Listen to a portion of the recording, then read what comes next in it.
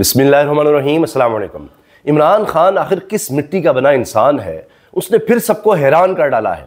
इस घेराव के, इस तशद्दुद के और मायूसी के माहौल में हर तरफ उनको घेर लिया गया है। अदालतें ख़त्म कर दी गई, जिस तरह की कानून साजी हुकूमत चाहती थी करवा ली गई।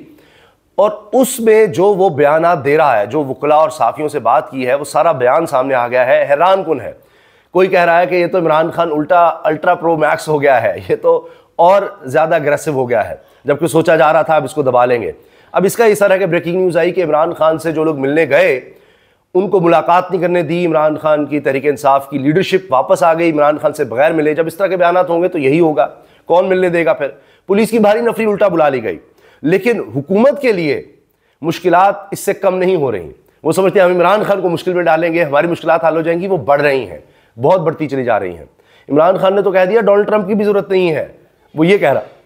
और इसके साथ साथ यहां पर नजर आ रहा है कि इमरान खान तो कह रहे हैं कि मेरा नाम हमेशा के लिए मुस्तकिल तौर पर ईसीएल में डाल दो, मैंने कहीं नहीं जाना, मैं तुम में से नहीं हूं। और यहां इख्तिदार में होते हुए दौड़े लगी हुई हैं लंदन की, भागो भागो भागो जाओ।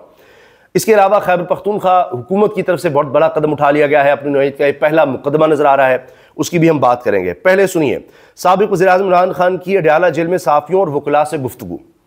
मुल्क में जमहूरियत बराए नाम रह गई है। अदलिया एक जमहूरी मुल्क में आज़ादी की ज़मानत होती है, जो अब नहीं है। मुल्क में सिर्फ इंतखाबात से जमहूरियत नहीं आती। हकीकी जमहूरियत के लिए साफ शफाफ इंतखाबात, आज़ाद अदलिया, कानून की बालादस्ती और एहतिसाब का होना ज़रूरी होता है, वरना इंतखाबात का ढोंग तो डिक्टेटर भी रचाते हैं। मुल्क के मीडिया पर इस वक्त मुकम्मल सेंसरशिप है। मैंने अखबार देखे हैं, इनमें मेरा कोई बयान नहीं छपता। इस वक्त हुकूमत ने आइन में तरमीम करके सुप्रीम कोर्ट पर भी कब्जा कर लिया है। ये जो मर्जी अब ना इंसाफियाँ और जुल्म करें, अब इनसे कोई नहीं पूछेगा।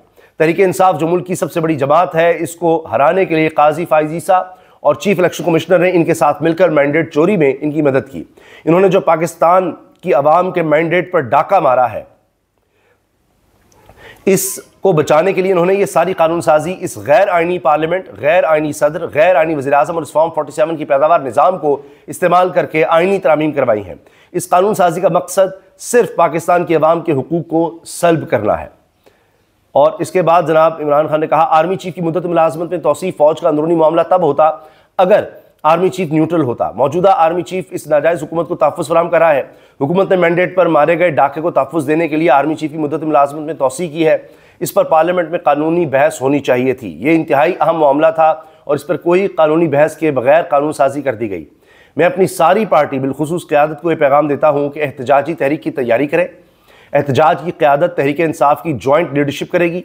जो टिकट होल्डर या ओहदेदार एहतजाज में शिरकत नहीं करेगा, इसकी पार्टी में कोई जगह नहीं है और ना हम इसको अगले इलेक्शन में टिकट देंगे।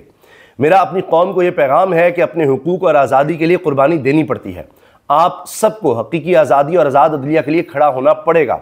डंडे के जोर पर यह हुकूमत नहीं चलाई जा सकती। मैं पिछले 16 माह से जेल में नाहक कैद हूँ। अगर हम आज इनके सामने नहीं खड़े होंगे तो पाकिस्तान में जमहूरियत का मुकम्मल तौर पर खात्मा हो जाएगा। मैं समझता हूँ कि गुलामी से मौत बेहतर है।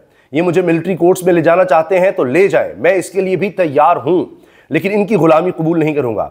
मेरी 2 बहनों को भी जेल में डाला गया और एक बहन का बेटा 1.5 साल से मिलिट्री जेल में है। मैं खुद हर कुर्बानी के लिए तैयार हूं। मैं डोनाल्ड ट्रंप को 47वां अमरीकी सदारती इंतखाब जीतने पर मुबारकबाद देता हूं। डोनाल्ड ट्रंप की जीत पाकिस्तान के लिए खुशाइंद है। मुझे उम्मीद है कि सदर ट्रंप कम अज़ कम न्यूट्रल होंगे और जो बाइडन की तरह नहीं होंगे, जिन्होंने बाजवा की तरफ हुसैन हक्कानी को इस्तेमाल करके जो मेरे खिलाफ लॉबी की गई, इस पर यकीन किया। मेरी रिहाई का मामला अमेरिका से नहीं बल्कि पाकिस्तान में ही मुकम्मल होगा। अपनी 2 गलतियां तस्लीम करता हूं कि जनरल बाजवा की मुलाजमत में तौसीह देना मेरी सबसे बड़ी गलती थी और कमज़ोर इत्तेहादी हुकूमत लेने की बजाय मुझे दोबारा इंतखाबात करवाने चाहिए थे। मैं मुल्क से किसी सूरत नहीं भागूंगा। मेरा नाम मुस्तकिल तौर पर ईसीएल पर डाल दें। मैंने बाहर नहीं जाना। पहले नवाज शरीफ बाहर गया, अब इसकी बेटी भी बाहर चली गई। बैरून मुल्क इलाज इंतहाई महंगा है और इनका सारा टब्बर बाहर बैठा हुआ है। इनकी जायदादें और इनके पैसे मुल्क से बाहर हैं। अगर मैंने नवाज शरीफ और जरदारी की तरह चोरी की होती तो डील करके मुल्क से भाग गया होता।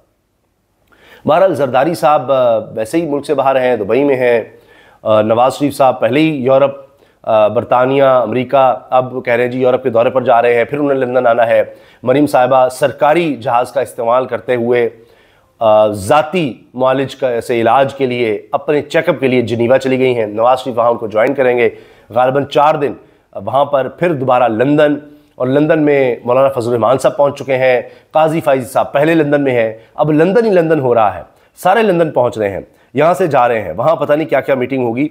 और इसके अलावा लंदन से एक और बड़ी दिलचस्प खबर है, हैरानकुन खबर है, यहाँ तो कहा जा रहा है जी हम मुकदमा दर्ज करेंगे, काजी फाइज साहब के साथ ये हो गया, पता नहीं क्या हो गया, जबकि लंदन पुलिस ने कहा है काजी फाइज ईसा की गाड़ी पर हमले की अब तक कोई शिकायत दर्ज नहीं कराई गई। लें जी, कर ले बात। अच्छा, इसके अलावा केपी हुकूमत की तरफ से बड़ा कदम उठा लिया गया है।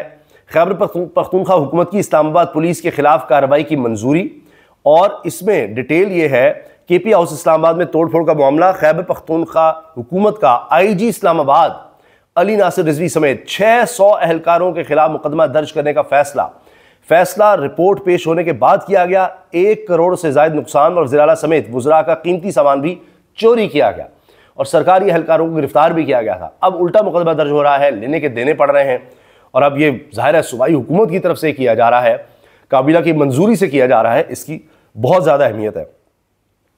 हामिद मीर लिखते हैं, अमेरिका के सदारती इलेक्शन से पहले सुप्रीम कोर्ट के आईनी बेंच की तश्कील और आर्मी चीफ की मुद्दत मुलाजमत में इजाफा शहबाज हुकूमत का एक एहतियाती बंदोबस्त है। अगर तहरीक इंसाफ अपने हामियों को सड़कों पर लाने में कामयाब हो गई तो तमाम एहतियाती बंदोबस्त धरे के धरे रह जाएंगे। और इमरान खान इसका ऐलान भी कर रहे हैं कि जो ना आया उसको पार्टी टिकट नहीं मिलेगा, पार्टी में उसकी कोई गुंजाइश नहीं है। तो एक फाइनल कॉल आ रही है, और उससे पहले हुकूमत देखिए, ये पाबंदियों की हुकूमत है। यहाँ क्या इंसानी हुकूक होने हैं, क्या आज़ादी इज़हार राय होगी जो पार्लियामेंट में नहीं रही, ख़त्म हो गई। पार्लियामेंट हाउस में मोबाइल वीडियोस बनाने पर पाबंदी आयद कर दी गई। फैसले की खिलाफ वर्जी करने वालों के मोबाइल फ़ोन जब्त, पार्लियामेंट में दाखिले पर पाबंदी आयद कर दी जाएगी।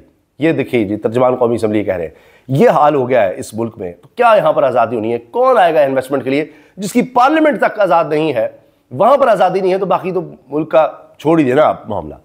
पाकिस्तान पर मिनी बजट लाने के लिए दबाव बढ़ गया। IMF मिशन आइंदा हफ्ते आएगा, 11 से 15 नवंबर है, और सरकार आ रहे हैं सीधा करने इस हुकूमत को कि लाओ मिनी बजट, और IMF का मिशन आ रहा है। उनके आगे तो जनाब ये कहते हैं जी जो होगा उनके मुताबिक होगा, उन्हीं के मुताबिक बजट बनाया था, अब उनके मुताबिक चलें। 40 शराइत क्यों नहीं पूरी कर रहे? अहदाफ के उसूल में नाकामी और मिनी बजट, IMF का आइंदा हफ्ते हंगामी मिशन इस्लामाबाद भेजने का फैसला। नहीं जी, 11 से 15 नवंबर तक पाकिस्तान का दौरा करेगी IMF की टीम। लो जी, सीधे हो जाओ। ये असल ताकत आ रही है, जिनको ये असल ताकत मानते हैं ना हुकूमती लोग, वो भी आ रहे हैं। वहाँ ट्रंप आए हैं और यहाँ IMF भी आ रहा है। कंज्यूमर्स सेट टू पे ₹8.7 बिलियन फॉर आइडल IPPs, जो IPPs इंडिपेंडेंट पावर प्रोड्यूसर्स जो बंद पड़े हैं, उनके लिए 8 अरब 70 करोड़ रुपया आप लोगों ने, हम सब ने मिलकर अदा करना है, क्योंकि वो बंद पड़े हैं तो उनका खर्चा भी हमने देना है। ये हालात है जी। केपी हुकूमत ने सरकारी महकमों से निगरान दौर में भर्तियों का रिकॉर्ड तलब कर लिया। वो उनको निकालना चाहते हैं। कौन कौन भर्ती किया गया था? फजल रहमान साहब के गवर्नर भी थे, सारों ने मिलकर अपने अपनी काबीना में लोग लगाए हुए थे, खुद बताया कि जी हमारे लोग हैं, तो उनको यहाँ पर बिठाया हुआ था। तो वो भी अब चीज़ें रिवर्स हो रही हैं, दौड़ें इनकी जनाब लगी हुई हैं, और वाज़े लग रहा है कि इनके होश उड़े हुए हैं। इनको यकीन हो चुका है, इनको इतना खौफ है, इतने खौफजदा है कि जी कोई आज नहीं तो कल तो अमेरिका से बड़ी खबर आ ही जानी है, हमारे लिए मुसीबत है, थोड़ा वक्त रह गया है, अभी तो IMF से ही डील कर लेंगे। तो उनको लग समझ जाएगी। अभी 11 से 15 नवंबर से देखिएगा क्या खबरें आती हैं। अल्लाह हाफिज़।